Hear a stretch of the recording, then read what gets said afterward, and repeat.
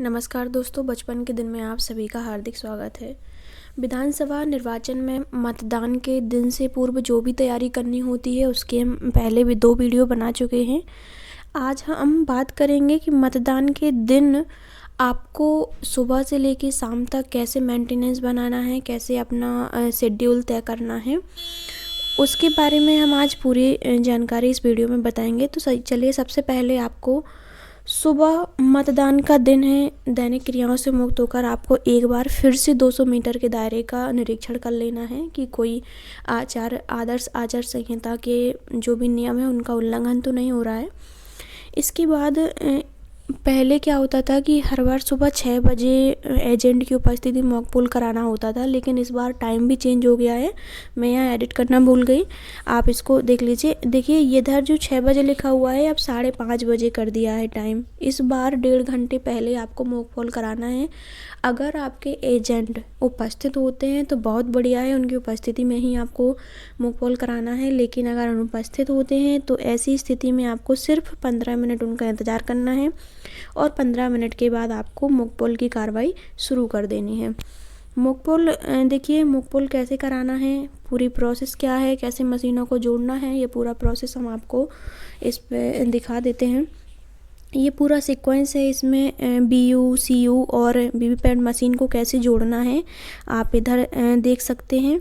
इधर ballot unit को इधर आपको इससे जोड़ लेना है और ये आपका प्रोसेस दिया हुआ है। प्रोसेस में हम आपको एक एक करके सारी चीज़ें अभी बताएंगे। ऑप्शन मैंने लिखे हुए हैं तो एक एक करके डिस्कस करते हैं। ये क्लोज, रिजल्ट और क्लियर, ये आप देख रहे हैं, ये बहुत ज़्यादा इम्पोर्टेंट है। इसको आपको 2 बार यूज करना है, एक तो मॉक पोल कराने के पहले और एक मॉक पोल कराने के बाद। सबसे पहले CRC बोलते हैं इसको, आगे अभी यूज होगा वर्ड, इसलिए मैं पहले ही बता दे रही हूँ। क्लोज, रिजल्ट और क्लियर बटन, इसी सीक्वेंस में इसको यूज करना है। चलिए आगे बढ़ते हैं। ये रहा EVM जो मशीन मॉक पोल जब आप करा रहे होंगे तो सबसे पहले क्या होगा, इस प्रक्रिया में 7 पर्चियाँ जो मशीन के ऑटो टेस्ट से संबंधित होती हैं और जिस पर नॉट फॉर काउंट लिखा होगा, ऐसी 7 पर्चियाँ निकलेंगी जिसमें नॉट फॉर काउंट लिखा होगा। और मॉक पोल प्रारंभ करने से पहले ही आपको CRC बटन दबाना है, जो हमने अभी बताया हुआ है। पहले क्या करना है, CRC बटन दबाना है, क्लोज, रिजल्ट और फिर क्लियर। इसके बाद ही आपको मॉक पोल शुरू कराना है। सेकंड देखिए, यदि लिंक आपने CRC बटन दबा दिया फिर भी लिंक में एरर शो हो रही है तो आपको केबल को निकालना है और फिर से उसमें लगाना है वीवीपैट का। कुछ देर बाद आप देखेंगे कि जो भी उम्मीदवारों की संख्या है, जितने भी पड़े मत हैं और उम्मीदवारों के लिए जो भी पड़े मत हैं, उन सब की संख्या अगर 0 शो होती है तब सही होगा। इसके बाद आपका थर्ड ऑप्शन ये है कि मॉक पोल प्रारंभ करते हुए प्रत्येक प्रत्याशी को न्यूनतम 1 मत देते हुए, यानी जितने भी कैंडिडेट खड़े हुए हैं अपने, उन सब का अलग अलग चुनाव चिन्ह होगा, तो उन सभी को 1-1 मत देते हुए आपको नोटा भी दबाना है एक बार। 50 मत डालने हैं कम से कम, इससे कम नहीं होना चाहिए। आप क्या है कि इंश्योर हो जाएंगे कि जो वीवीपैट मशीन में जो बैलेट यूनिट है उसके प्रत्याशियों से संबंधित चुनाव चिन्ह के ही स्लिप आ रहे हैं। तो ये आप अपने एजेंट को भी दिखा दें कि वो भी श्योर हो जाएंगे कि हाँ सब सही वर्क हो रहा है। इसके बाद है नेक्स्ट, मॉक पोल जैसे ही हुआ, मॉक पोल समाप्त करने हेतु क्लोज बटन दबाने के बाद, जैसे हम लोगों ने मॉक पोल कर लिया, कम से कम 50 मत डाल लिए नोटा के सहित। इसके बाद क्या हुआ, रिजल्ट बटन दबाएंगे। रिजल्ट बटन दबाएंगे और उसका मिलान करते हुए मॉक पोल का प्रमाण पत्र, जिसमें आपके खुद के हस्ताक्षर होंगे, खुद के मतलब पीठासीन के और मतदान अभिकर्ताओं के हस्ताक्षर के उपरांत जारी करेंगे। ये आपको प्रमाण पत्र जारी करना है पीठासीन अधिकारी को, जिसमें एजेंट के भी हस्ताक्षर होते हैं, वो भी साक्षी रहेंगे कि हम लोगों ने मॉक पोल किया हुआ है। नेक्स्ट है कि आप क्लियर बटन दबाएंगे। देखिए यहाँ पर CRC हो गया ना, ये क्लोज, फिर यहाँ रिजल्ट और यहाँ पर क्लियर हो गया। अब क्लियर बटन दबाकर वास्तविक मतदान के लिए मशीन को सील करेंगे। सील करते हुए तैयार करें। अब मशीन को सील कैसे करना है ये हम आपको अभी पिक्चर के माध्यम से बताएंगे। देखिए, वीवीपैट से निकली जो भी मॉक पोल पर्ची हैं उनके पिछले हिस्से पर रबर की मोहर लगाएंगे। जो भी मुकपोल पर्चियाँ हैं अभी आपने जो डाली हुई हैं उनके ऊपर रबर की मोहर लगाएंगे और उन्हें विशेष काले लिफाफे में रखकर स्वयं और एजेंट के हस्ताक्षर कराएंगे। ये आपको विशेष ध्यान रखना है। ये पॉइंट जो पर्चियाँ हैं उनको आपको फेंकना नहीं है कि तो मुकपोल की थी, इनको भी रखना है और काले लिफाफे में रखना है।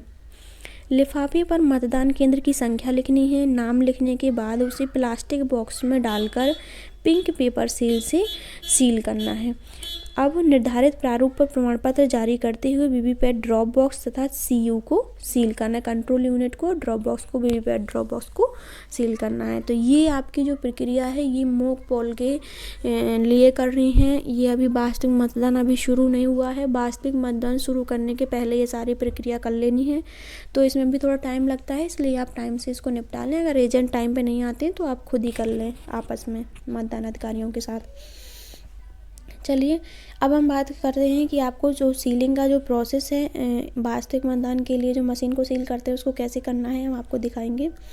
देखिए यहाँ पर ये ग्रीन पेपर सील का जो हरा भाग है चित्र के अनुसार ऊपर प्रदर्शित हो, मतलब ये जो सील है आपको ऐसे लगानी है कि ऊपर दिखना चाहिए। ये जैसे ही आप खोलेंगे 2 पार्ट में, इसके ये दोनों हिस्सों में ग्रीन पेपर सील का जो पार्ट है वो नीचे की तरफ ना हो, ऊपर की तरफ हो। आप देखते जाइए और नोटिस करते जाइए इसको कैसे करना है। फिर देखिए यहाँ पर आपके सील लगाने के बाद जो साइड में स्पेस बचता हुआ है वहाँ पर आपको एड्रेस टैग सील करना है। स्पेशल टैग जो होता है, स्पेशल टैग यहाँ पर आपको सील करना है। इसके बाद ये आपको ये जो क्लोज कर देना है ढक्कन। फिर इसके बाद यहाँ पर आपको ABCD ये जो स्ट्रिप है वो लगानी है। देखिए यहाँ पर ये जो स्पेस है ये वाला, यहाँ पर ही आपको इसी जगह पे सारी चीज़ें शो होंगी। A, फिर यहाँ पर B, इसको बंद करने के बाद ये C और ये D। इसके बाद आपको अंतिम में एड्रेस टैग लगाना है। वहाँ पर आपको स्पेशल टैग रखना था इस जगह, फिर इसके बाद इस ढक्कन को लगाना था। यहाँ पर अब आपको एड्रेस टैग लगाना है और अंतिम में आपको क्या करना है, जो सील्ड हो चुका है एड्रेस टैग लगाने के बाद सील्ड लिफाफे को प्लास्टिक के बॉक्स में रखना है और प्लास्टिक बॉक्स को पिंक पेपर सील से सील्ड करना है और सील पर हस्ताक्षर करने हैं। बॉक्स को इस प्रकार सील करना है कि जब भी खोले तो सील टूट जाए। ये याद रखना है बस आपको। ये पैकिंग सीलिंग का प्रोसीजर आपको ये ध्यान देना है। ये आपका हो गया। अब बात करते हैं, अब आपने मुकपोल भी निपटा लिया, सीलिंग भी कर दी, अब मतदान शुरू होने वाला है आपका। मतदान के दौरान आपको क्या क्या करना होता है, मतदान प्रारंभ करने की घोषणा करेंगे पीठासीन अधिकारी सबसे पहले, गोपनीयता एवं मतदान प्रारंभ होने की घोषणा। नेक्स्ट है कि मतदान के प्रत्येक 2 घंटे के अंतराल में उन्हें क्या होता है कि कुल पड़े मतों का प्रतिशत, महिला मतदाताओं की अलग से संख्या देनी पड़ती है। सेक्टर मजिस्ट्रेट आते हैं तो उनको देनी पड़ती है या उनका फ़ोन आता है तो उन्हें बतानी पड़ती है और पीठासीन की डायरी में ये चीज़ नोट करनी पड़ती है। तो ये सबसे बड़ी हेडिंग भी रहती है। इसके लिए मैं आपको गणना जो चार्ट है पुरुष और महिलाओं की संख्या का, जिससे आप बहुत जल्दी गणना कर लेंगे, आपको टाइम नहीं लगेगा ये कैलकुलेशन करने में कि इतने टाइम में आपने कितनी वोटिंग करा ली, नंबर ऑफ़ वोटिंग कितनी है, परसेंटेज ऑफ वोटिंग कितनी है, तो ये सब आप आसानी से करवा लेंगे। हम उसका अलग से वीडियो डाल देंगे। नेक्स्ट है सभी मतदान अधिकारियों को नियंत्रण में रखना। विजिट सीट पर निरीक्षण हेतु आए जो भी आ रहा है, चाहे सेक्टर मजिस्ट्रेट हो, जोनल मजिस्ट्रेट, जिला निर्वाचन अधिकारी हों, सभी की प्रविष्टि को अंकित करना और उनके हस्ताक्षर करवाना। मतदान के टाइम पे ये प्रक्रियाएं चलती रहेंगी बीच बीच में। नेक्स्ट है मतदान समाप्ति का नियत समय 5 बजे तक है। वह मतदाता जो सायंकाल में मतलब शाम को निर्धारित समय तक मतदान स्थल पर उपस्थित हो जाते हैं उन्हें वोट देने की अनुमति होती है। मतलब इसका देखिए सीधा सीधा आप ये समझिए, जैसे 5 बजे तक वोटिंग होनी है तो 5 बजे तक आपके जो वोटर्स हैं, मान लीजिए लंबी लाइन लगी हुई है, बहुत लंबी लाइन लगी है और 5 बज चुके हैं, तो ऐसे टाइम पे 5 बजे जितने भी वोटर उपस्थित हैं उनको तो आपको वोटिंग करानी है, लेकिन 5 बजे के बाद जो आएंगे उनको वोटिंग आपको नहीं करानी है। तो इसके लिए भी एक प्रोसेस होता है कि जो पीठासीन अधिकारी क्या करेंगे कि जो अंतिम में खड़ा होता है मतदाता उसको क्रम संख्या 1 की स्लिप देंगे और अंतिम से लेके पहले तक स्लिप बांटते आएंगे और उल्टा स्लिप बांटेंगे। मतलब जो सबसे अंत में खड़ा है उसको 1 मिलेगा, फिर उससे पहले वाले को 2, इस तरह से। तो ये से ये हो जाएगा कि अब और जो मतदाता आएंगे उनको पर्ची देने की, जिनके पास एक स्लिप हो जाएगी यानी आपका जो पोलिंग है वो ख़त्म हो चुकी है, तो अंतिम क्रम संख्या 1 की स्लिप प्रदान करते हुए सभी मतदाताओं को स्लिप प्रदान की जाएगी और उन्हें पंक्ति के क्रम में वोट डालने की अनुमति प्रदान की जाएगी। फिर अंत में क्रम संख्या 1 की स्लिप जो प्राप्त मतदाता है यानी जो जिस वोटर को इस क्रम संख्या 1 की पर्ची मिली थी, मतदान के उपरांत मतदान समाप्ति की कार्रवाई की जाएगी, यानी फिर आपकी जो वोटिंग है वो समाप्त हो जाएगी। मतदान समाप्ति की घोषणा करेंगे पीठासीन अधिकारी और ईवीएम एवं वीवीपैट को कैरी बॉक्स में डालकर एड्रेस सील से सील कर देंगे। अभी जो मॉक पोल की बात किया था, अब आपको ये वास्तविक मतदान होने के बाद ईवीएम और वीवीपैट को कैरिंग बॉक्स में रखकर एड्रेस सील से सील करना है। ये तो हुआ आपका मतदान के दौरान की प्रक्रिया। अब मतदान हो चुका है, अब समाप्त होना है, तो समाप्त होने के प्रोसेस होंगे कुछ। क्या करना है आपको, जो ईवीएम मशीन है क्लोज बटन, अब फिर से CRC होगा ना, यहाँ पर CRC आपको नहीं करना है, ये चीज़ ध्यान रखना। वहाँ पर CRC क्लियर इसलिए किया था हम लोगों ने क्योंकि वास्तविक मतदान होना था। अब यहाँ पर तो रिजल्ट का इंतज़ार करना है ना, तो आपको सिर्फ और सिर्फ क्लोज करना है। तो ईवीएम मशीन का क्लोज बटन दबाया जाएगा जिससे कुल पड़े मतों की संख्या प्रदर्शित हो जाएगी। अब ईवीएम को ऑफ करके कनेक्शन अलग करते हुए मतदान समाप्ति की घोषणा निर्धारित प्रारूप पर मतदान अभिकर्ताओं की उपस्थिति में की जाएगी, यानी एजेंट की उपस्थिति में आप घोषणा कर देंगे कि मतदान समाप्त हुआ है। मशीन को सीलबंद करने की प्रक्रिया, ये सारी चीज़ें घोषणाएं जो भी हैं, सूचनाओं को अंतिम रूप देना, सांविधिक असांविधिक लिफाफे जो हमने बोला था अब ये अंतिम में काम आएगा, सभी तरह की सामग्री को इकट्ठा करेंगे और व्यवस्थित करने की कार्यवाही की जाएगी।